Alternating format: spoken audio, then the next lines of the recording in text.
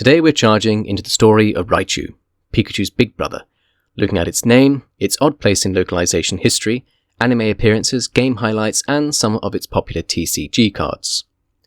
While its pre-evolution Pikachu may get most of the limelight, Raichu is getting a bit more love this generation with the release of Pokemon ZA on Nintendo Switch and Switch 2, in the form of Mega Raichu X and Mega Raichu Y, which bear a resemblance to one of Raichu's most intriguing mysteries. Watch to find out more. Raichu is a Generation 1 Electric-type Pokemon and the final stage evolution of Pichu. It evolves from Pikachu with the use of a Thunderstone. It was designed by Atsuko Nishida and finalized by Ken Sugimori. Its name is derived from two Japanese words, Rai, the onyomi or Chinese reading for the Japanese word kaminari, meaning lightning or thunder, and chu-chu, an onomatopoeic word that expresses the sound of a mouse's squeak, found both in the name of Pikachu and the baby Pokemon Pichu. The basic meaning of its name could be something like thunder squeak or even thunderous squeak, which makes quite an interesting oxymoron. This meaning is not carried over into its English name, which is a simple transliteration of its Japanese name, shared cross-linguistically in all releases. While part of me is interested in what a truly localized name would have looked like, it makes sense for them to have continued stylistically, ensuring that its relation to Pikachu was kept as evident as possible, even without knowing the name's origin. A potential English name for Raichu, in my opinion, could have been Thuntail, with its prominent whip-like tail and lightning symbol motif. It would have retained the original meaning from the Japanese, referencing both its thunder and mouse influence. However, any oxymoron, if any, would not have been retained. Do you have any interesting ideas for what Raichu's English name could have been? Feel free to leave a comment and let me know. Raichu sparked one of the strangest localization confusions in Pokemon Red and Blue's English releases. In the research lab on Cinderbar Island, a scientist asks if you'll trade your Raichu for his Electrode. If the player agrees, the trade completes normally, but when you speak to him again, he says, "The Raichu you traded me went and evolved." Which is, of course, impossible. Raichu doesn't evolve. So how did this happen? And did Raichu really evolve? Fans sometimes link this to Gorochu, a scrapped Raichu evolution, which I will talk a bit more about later in the video. But Gorochu has nothing to do with this error. The real cause lies in how the international games were stitched together from various assets. Japan had 3 versions, Red, Green, and later an improved version of the game, Blue. The Western version of Red and Blue were based on Japanese Blue, but with trade data pulled from Green. Confusing? Let's have a closer look. In Red and Green, the scientist really does ask for Raichu.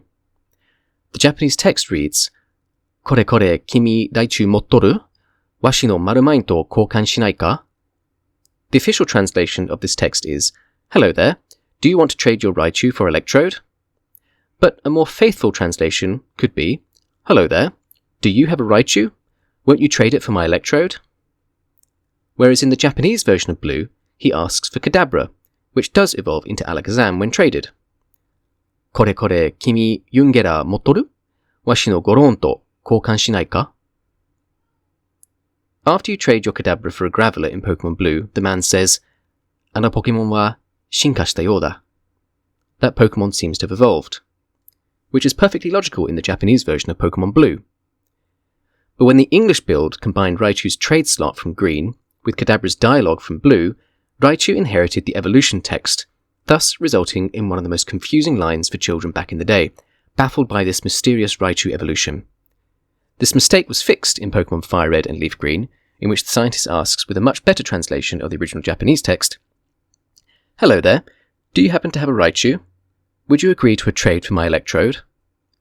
And there really was a planned evolution of Raichu, but don't confuse it with the mysterious Raichu evolution suggested in the mistranslation in Red and Blue. In 2018, Atsuko Nishida revealed in an interview with Yomiuri newspaper that Gorochu had been designed but scrapped. According to Nishida, this was for balancing reasons, and like many early designs, Gorochu was dropped due to memory limitations as explained by Satoshi Tajiri. Mew itself only just fit into the cartridge. Gorochu's name followed the same pattern as Pikachu and Raichu, with the similar chu for squeak, and Goro, another onomatopoeic word for the sound of rumbling thunder.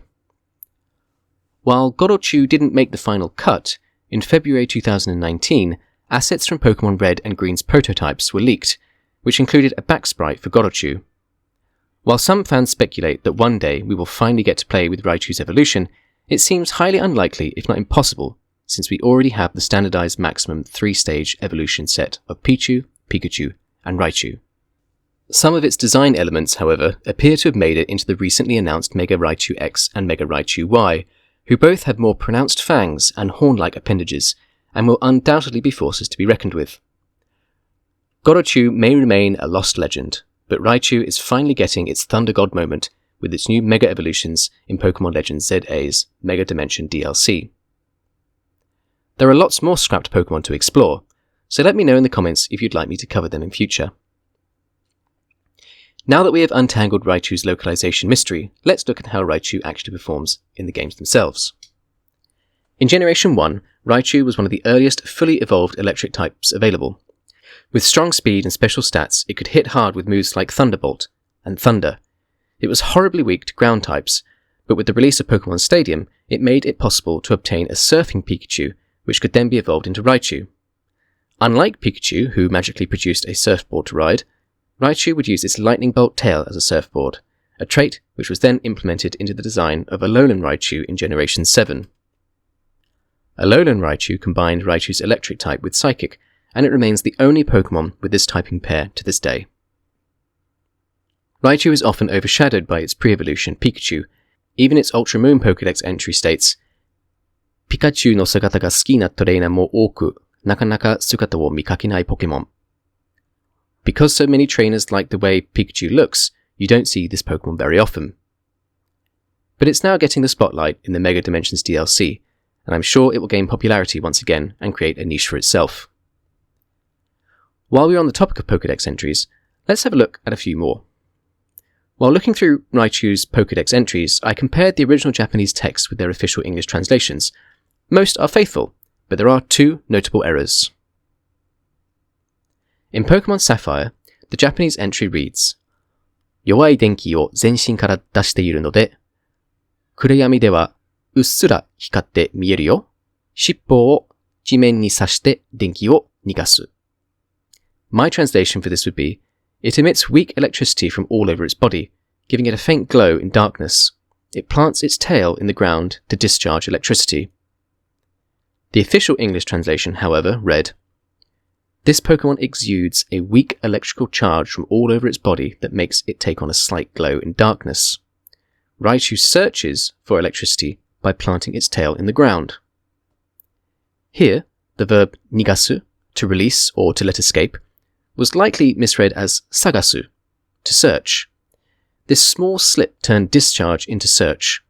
The mistake was corrected in Alpha Sapphire, the only other game to reuse this text. Another error that was likely due to a simple misreading can be found in Pokemon Stadium 1 on the N64. The Japanese entry used for both Stadium 1 and 2 reads, 電撃は10万ボルトに達することもある。尻尾が電気を逃がすため、自分自身は痺れない。This was translated as, its electrical attacks may reach 10,000 volts. It discharges electricity from its tail, so it is not harmed by its own power. In this translation, the number 10,000, which in English is 100,000, was mistranslated as 10,000. This mistake was also rectified in future translations that mention the voltage of Raichu's electric attacks. Another fascinating detail in Raichu's entries is the recurring mention of an Indian elephant.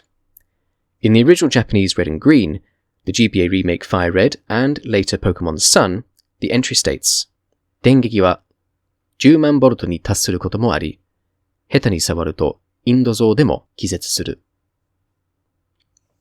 In Pokemon Fire Red, this was translated as, its electric shocks can reach 100,000 volts. Careless contact can make even an Indian elephant faint. But the English Red and Blue were based on the Japanese Blue, which had a different entry. 長い尻尾がアースになって身を守るため、自分自身は高電圧にも痺れないのだ。Its long tail serves as a ground to protect itself from its own high voltage power. It wasn't until Fire Red that the original Indian elephant line received an official English translation. Pokemon Sun later rephrased it slightly. It unleashes electric shocks that can reach 100,000 volts.